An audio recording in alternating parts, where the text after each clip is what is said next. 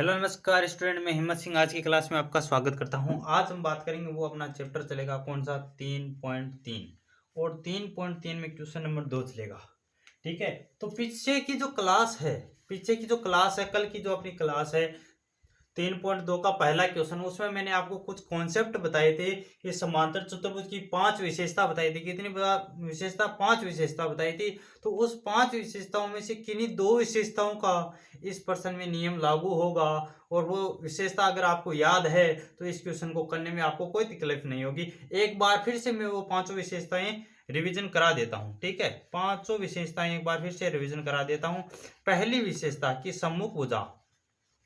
सम्मुख भुजा का मतलब है कि आमने सामने की भुजा हमेशा क्या होगी दोस्त? बराबर होगी। ठीक है, दूसरा नियम सम्मुख भुजा, सम्मुख भुजा यानी आमने सामने की भुजा क्या होगी? समांतर होगी। क्या होगी? समांतर होगी। तीसरा नियम क्या है कि सम्मुख कोण क्या है? सम्मुख कोण हमेशा क्या होंगे? बराबर होंगे। तो इस प्रश्न में अपना एक तो यह नियम लगेगा, और एक कौन सा नियम लगेगा कि आसन मतलब आड़ोस पड़ोस के कोण, आड़ोस पड़ोस के कोणों का योग कितना होता है? तो 180 डिग्री होता है। तो ये दो नियम लगेंगे। ठीक है, इन दोनों प्रश्नों में दो नियम लगेंगे, तो ये दोनों नियम आपको याद होने चाहिए कि सम्मुख कोण यानी आमने सामने के कोण बराबर होंगे, और आसन कोण भी क्या होंगे? आसन कोणों का योग कितना होगा? 180 डिग्री होगा। ठीक है, तो अब बात करते हैं अपनी आकृति 1। तो पहली आकृति है, इसमें आपको क्या बोला है कि ये एक समांतर चतुर्भुज है, और इसमें आपको एक्स वाई जेड इनका तीनों का मान निकालना है, और ये कोण बी है वो कितना दिया हुआ? आपको 100 डिग्री दिया हुआ है। तब आपको किस प्रकार इसका आंसर होगा वो देखो। अपनी जो पहली आकृति है उसका आंसर देखो। कोण बी, ठीक है, कोण बी किसके बराबर होगा दोस्त? कोण डी के बराबर, क्योंकि कोण बी के सामने कौन सा कोण है?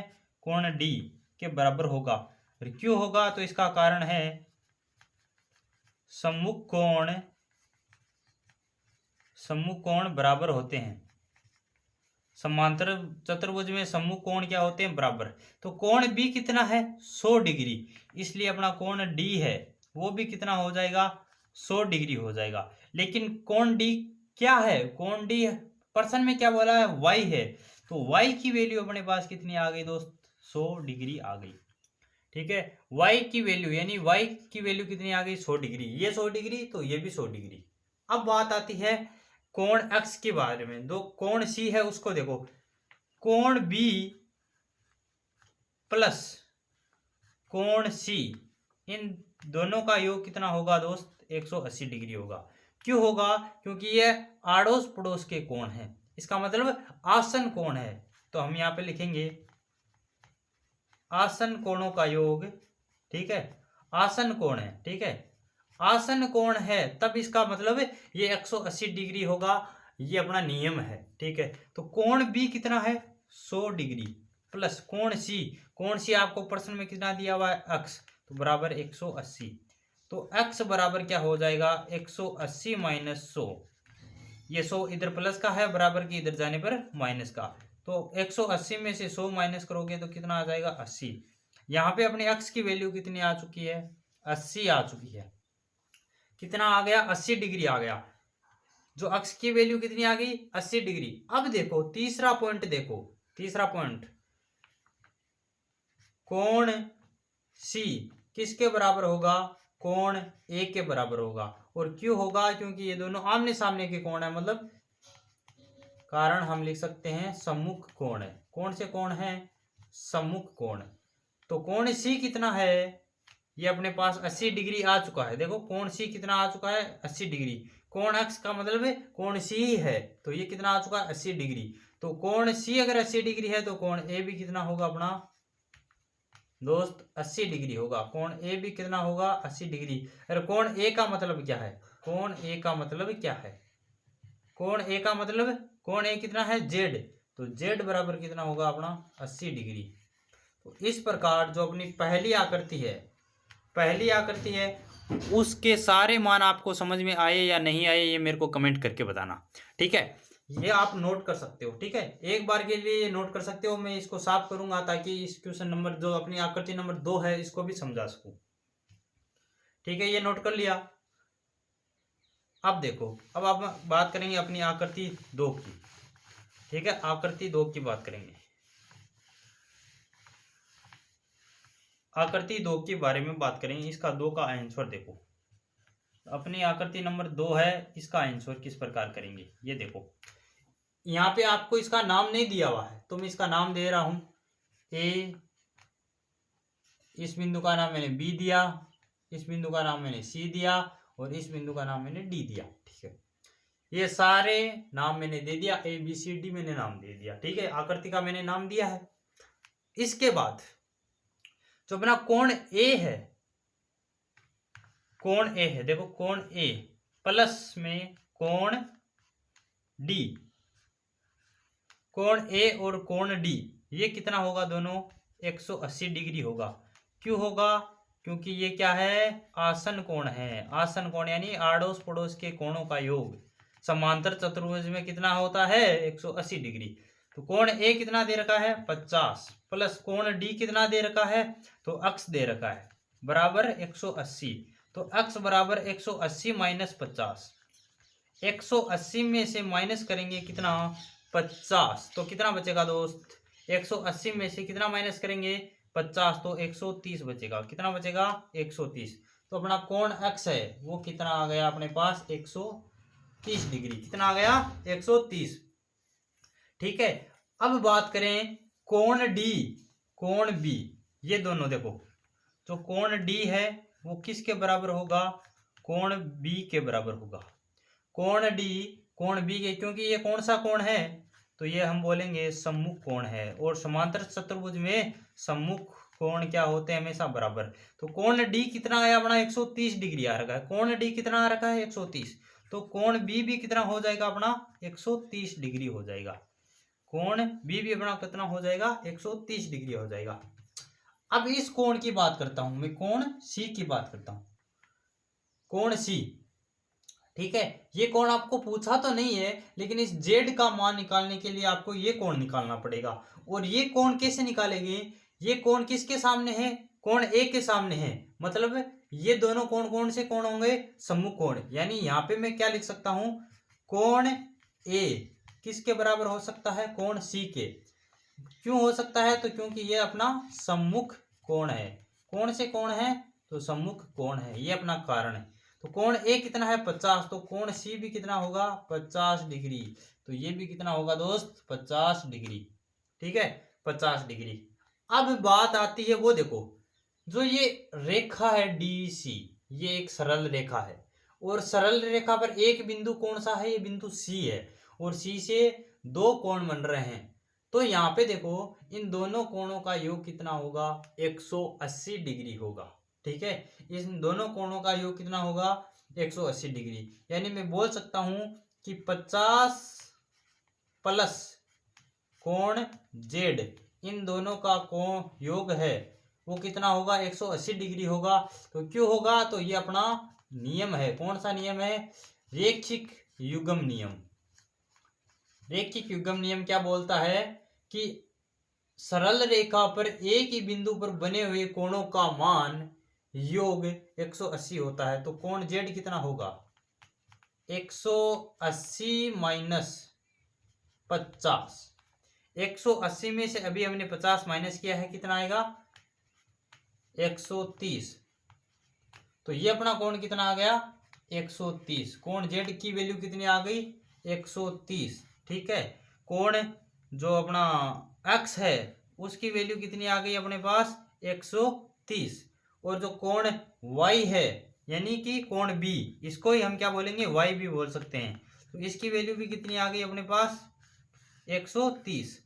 एक्स की 130 है, वाई की 130 है और जेड की भी 130 है। तीनों की वैल्यू क्या है दोस्तों, 130।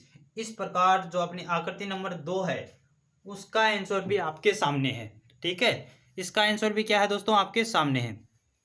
अब हम बात करेंगे जो अपनी आकृति नंबर 3 है उसके बारे में। हाँ तो दोस्त अब देखो अपनी आकृति नंबर 3 जल्दी से देखो इसको।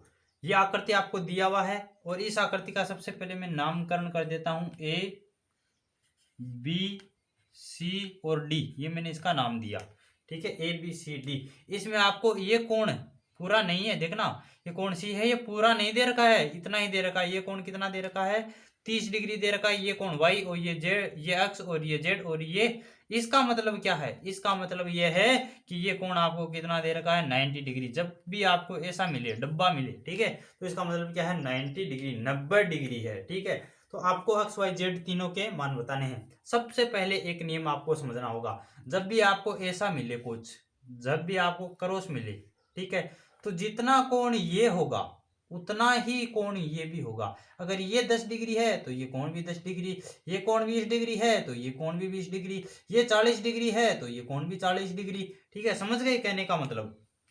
और इस नियम को क्या बोलते हैं, तो इस नियम को बोलते हैं शीर्षाभिमुख कोण, शीर्षाभिमुख कोण, ठीक है, शीर्षाभिमुख कोण, ठीक है, क्या बोलते हैं शीर्षाभिमुख कोण। तो ये कोण 90 डिग्री है, देखो ये यहाँ पर ये क्रॉस बन रहा है, क्रॉस बन रहा है, तो ये कोण 90 है, तो कोण अक्ष भी कितना होगा 90, ठीक है। तो अब हम क्या लिख सकते हैं कि कोण अक्ष है वो कितना होगा 90 होगा, और क्यों होगा, तो इसका कारण है शीर्षाभिमुख कोण।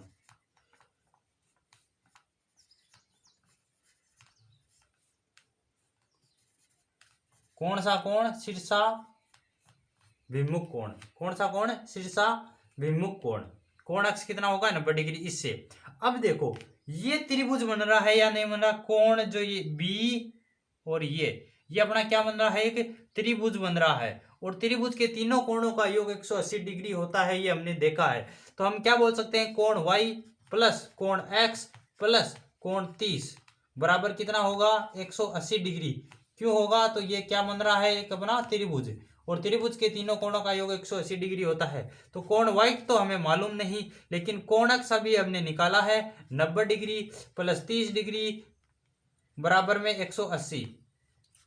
तो 90 और 30 को कितना जोड़ेंगे तो कितना आएगा अपने पास 120 बराबर 180, ठीक है। तो कोण y बराबर कितना होगा 180 माइनस में 120, ये प्लस का 120 इधर जाने पर माइनस का 120, तो 180 में से माइनस करेंगे क्या 120, तो कितना बचेगा अपने पास 60। तो कोण y कितना आ गया अपने पास 60 डिग्री। कोण x कितना आ चुका है शीर्षाभिमुख नियम से 90 डिग्री। अब बात करते हैं कोण z की, कोण z की। तो कोण z किसके बराबर होगा, कोण z कोण y के बराबर होगा। कोण z, देखो ये अपना नियम भी मैं फिर आपको समझाऊंगा, पहले इसको लिख लेते हैं कि कोण z कोण y के बराबर होगा। क्यों होगा, तो ये अपना एक नियम होता है एकांतर कोण, एकांतर कोण का नियम होता है, एकांतर कोण का नियम, ठीक है।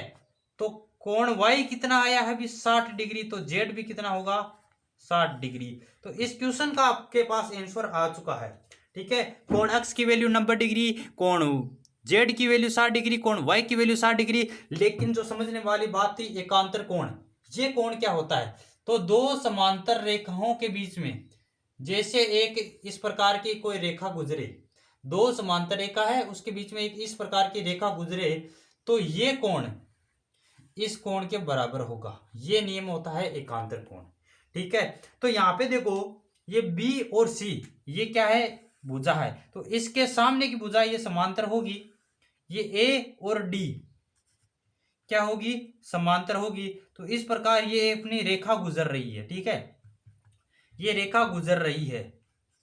तो इस भुजा को मैं आगे बढ़ाऊं और इस भुजा को भी इस प्रकार बढ़ाऊं, तो इस प्रकार का नियम मिलता है, मतलब ये कोण इसके बराबर होगा, इसलिए हम इसको क्या बोलते हैं एकांतर कोण। अगर ये क्लास आपको समझ में आई है तो इस क्लास को एक लाइक कर देना। अगर एकांतर कोण समझ में नहीं आया तो कल मैं फिर बताऊंगा कि एकांतर कोण किसे कहते हैं, ठीक है।